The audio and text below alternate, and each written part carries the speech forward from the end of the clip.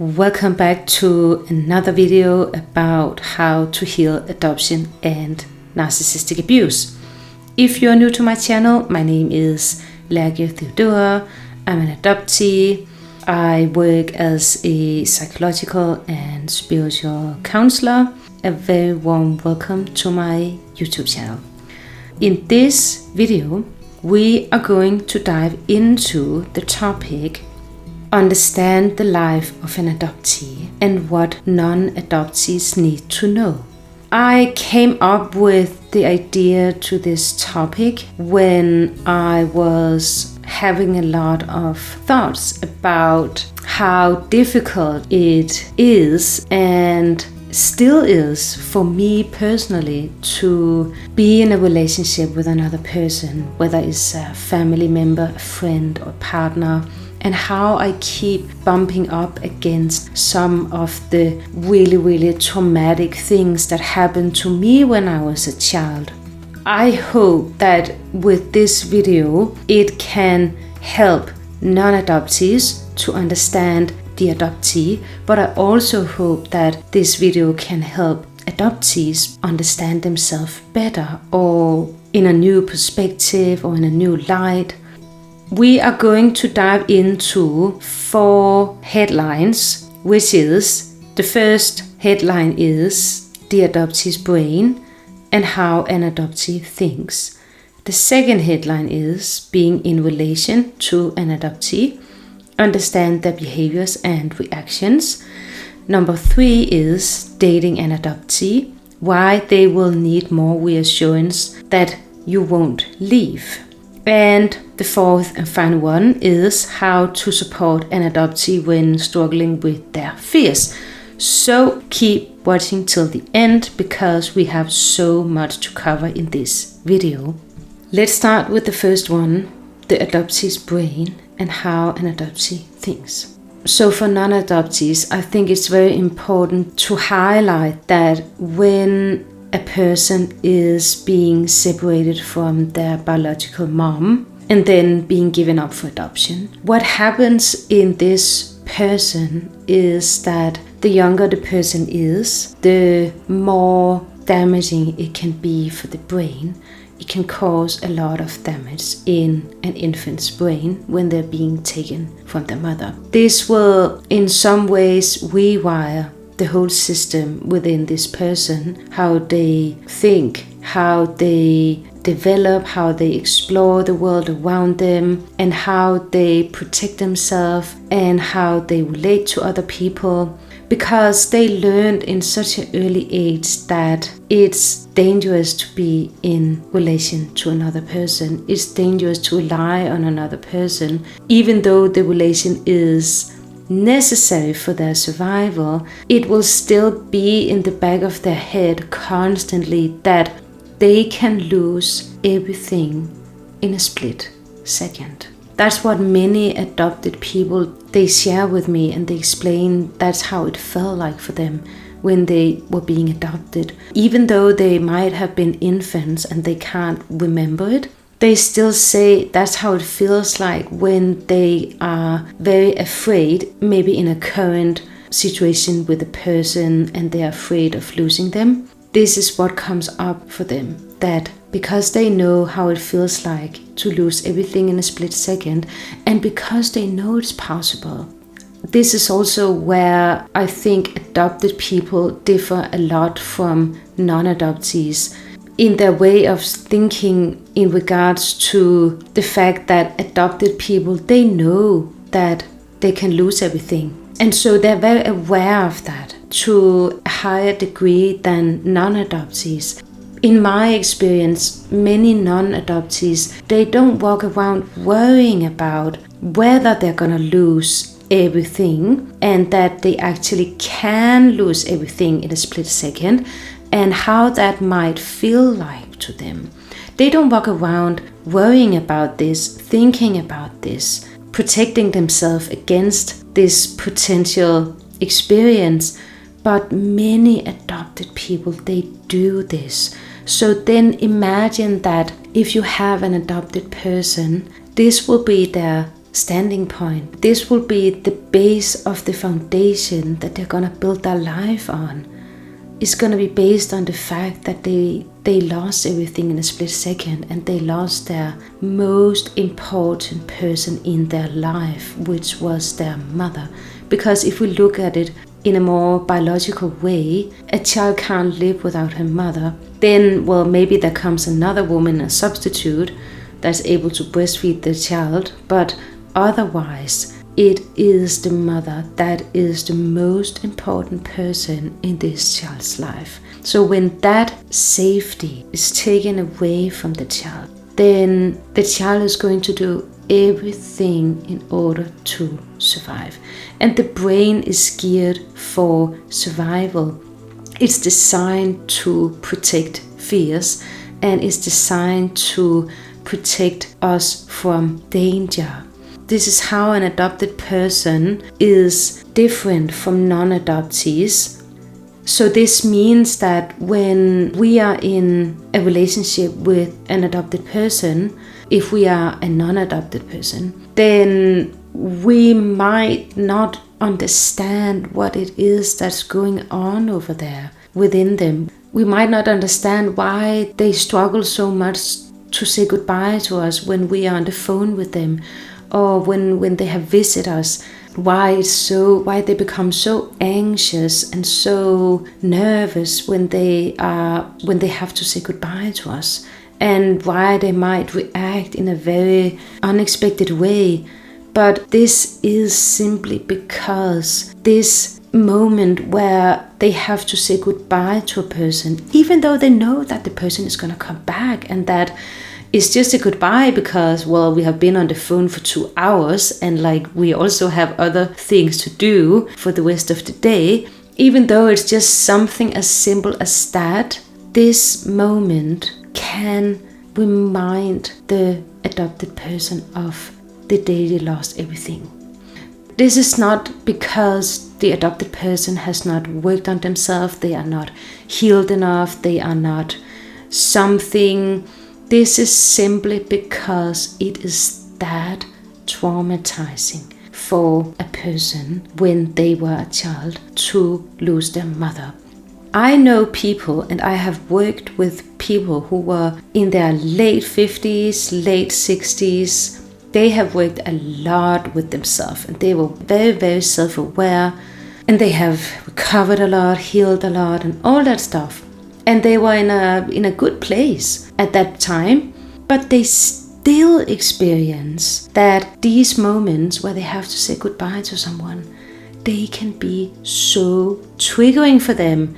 And they are so tired of it, because it almost like it puts them back to their 5-year-old self, where they did not know how to handle their reaction, and then they just reacted instead of paused and reflected before they reacted.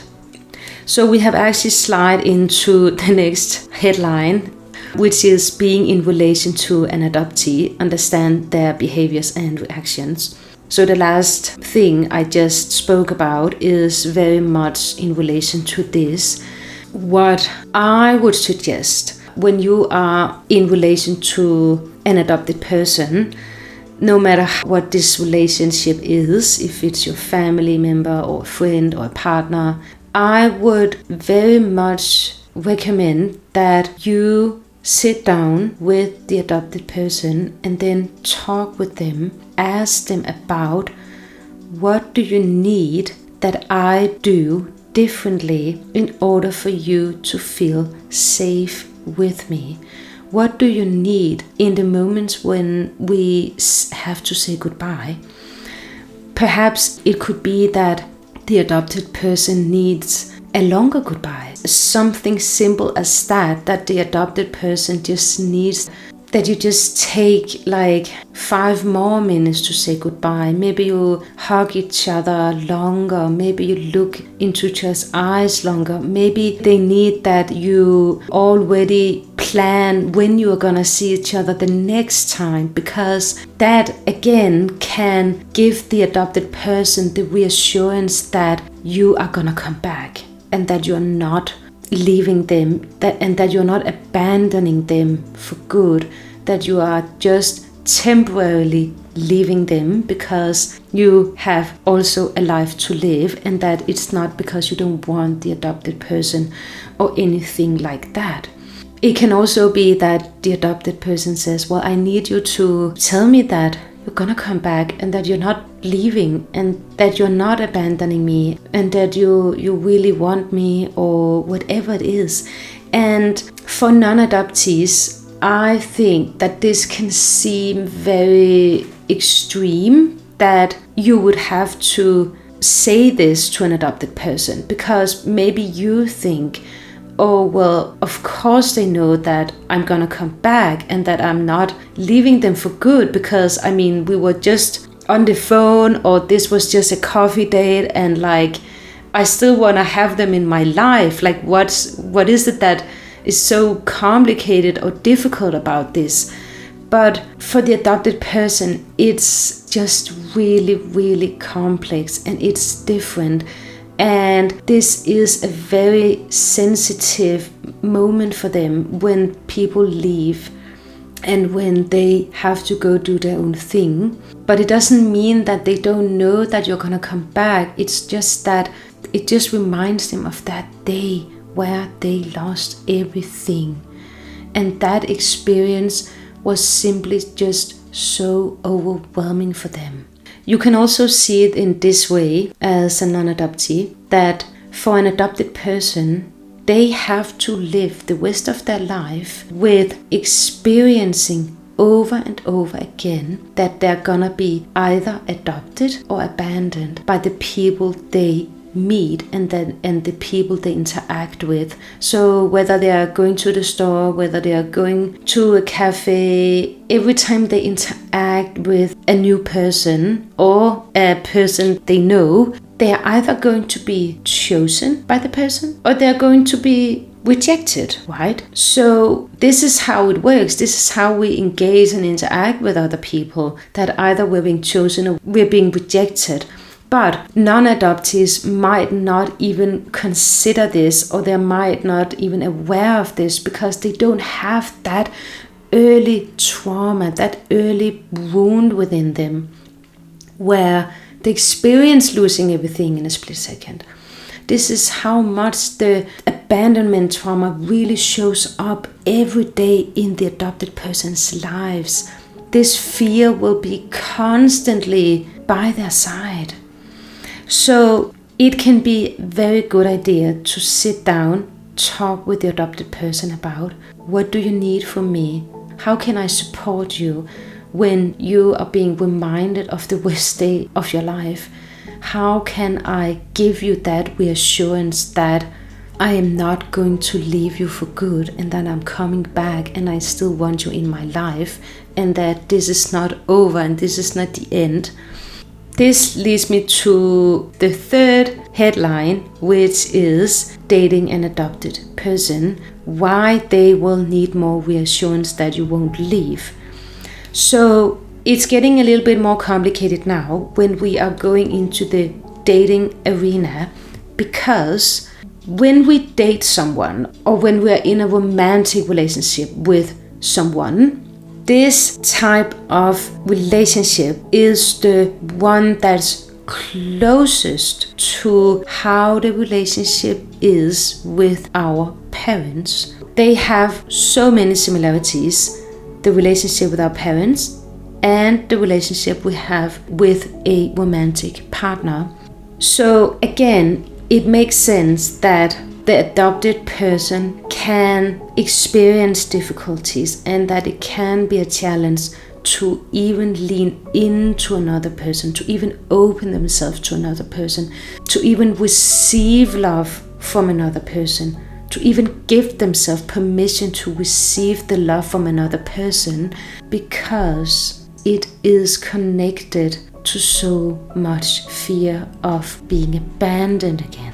When dating an adopted person, This is a very huge headline, and I won't be able to explore all of it, even though I really want to. But I want to talk a little bit about why it can be so difficult for an adopted person to let you come close to them. And as I said in the beginning of the video, the adopted person has a wound, very traumatic wound of being abandoned by the most important person in their life. And in my personal opinion, I don't think this wound will ever go away.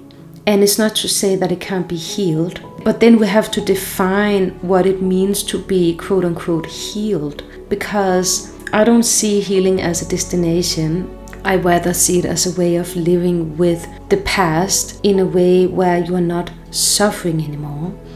But considering the severeness of this traumatic experience it was for a person to lose their mother, it can take a whole life for them to learn to live with it without it hurts.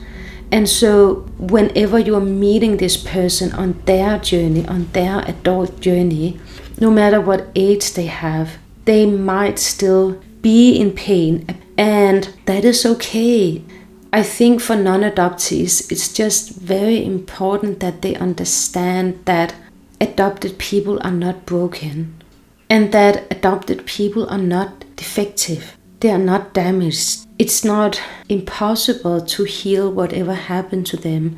Even though it might seem like they are struggling a lot, it's simply just a sign of how severe this experience was and how painful it was to them.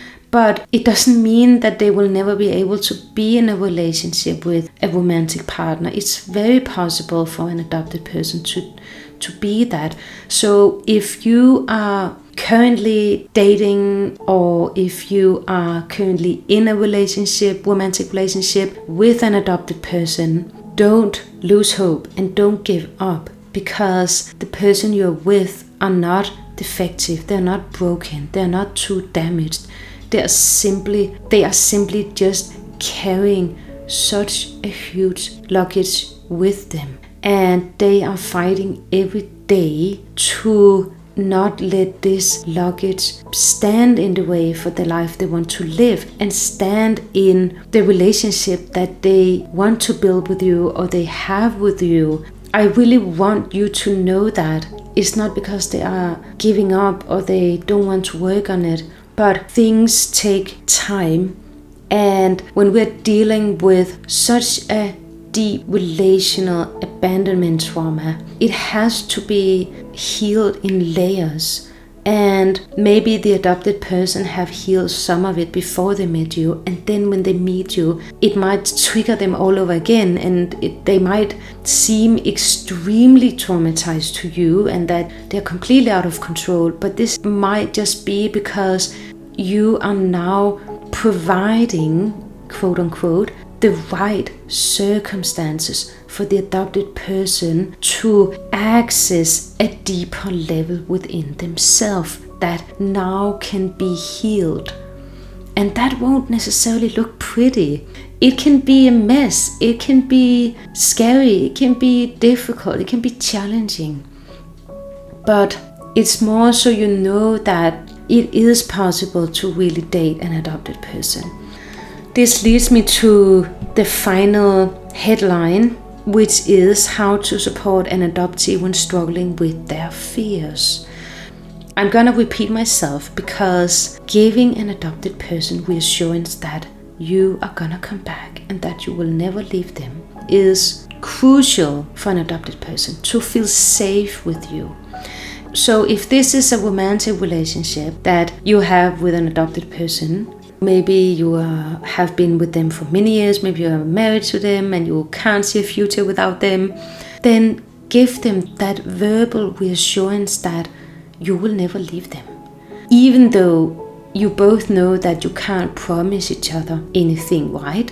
But it can just be such a huge support for an adopted person if you articulate, say it out loud, write it on a piece of paper, that you are never going to leave them and that you're going to be by their side all the time.